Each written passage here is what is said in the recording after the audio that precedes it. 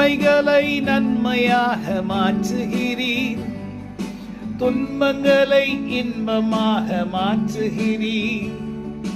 தீமைகளை நன்மையாக மாற்றுகிறீர், துன்பங்களை இன்பமாக மாற்றுகிறீர். நன்றி நன்றி,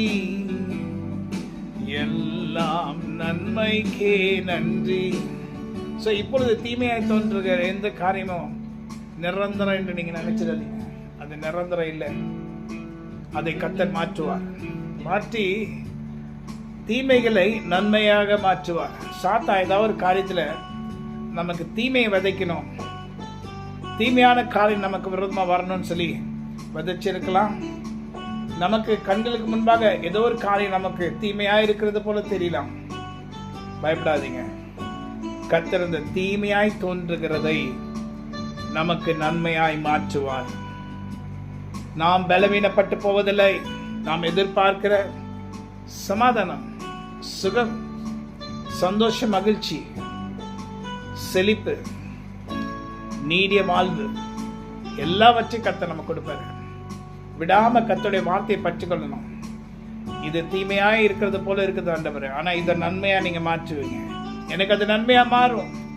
எனக்கு விரோதமாக எழும்புகிற சாத்தானை நீங்க முறியடிப்பீங்க. அவன் கீழே விழுவான், நான் எழுந்து நிற்பேன். ஏன்னா நீங்க என்னோட இருக்கிறீங்க. நீங்க என்னுடைய ஆண்டவர். நீர் எங்கள் ஆண்டவராய் இருக்கிறபடினால் எல்லா தீமைகளையும் கர்த்தராகிய தேவன் நீர் எங்களுக்கு நன்மையாய மாற்றி தந்தி ஆச்சரியத்தில் எங்களை நடத்துவீர். நாங்கள் ஆச்சரியத்தில் நிற்போம், ஆச்சரியத்தில் நடப்போம், ஆச்சரியத்தில் பரப்போம். அப்படிப்பட்ட காரியத்தை கர்த்தர் நம்முடைய வாழ்க்கையில செய்து முடிப்பார். நாம் என்றென்றைக்கும் நிரந்தரமாய் தீமைக்குள்ள அகப்பட்டு இருப்பதில்லை. ஒருவேளை சில காரியங்களால் நாம் தீமையில் அகப்பட்டது போல காட்சியளிக்கலாம். ஆனால் அந்த தீமைகளிலிருந்து கர்த்தர் நம்மை வெளிக்கொண்டு வந்து நம்மை ஆசீர்வாதமாக மாற்றுவார். Don't worry about anything. எதை குறித்து கவலைப்படாம கர்த்தருடைய பாத்திரம் அமர்ந்துருங்க. நிச்சயமாய் நமக்கு எல்லாவற்றையும் கர்த்தர் நன்மையாக மாற்றுவார். ஆமென். God bless you.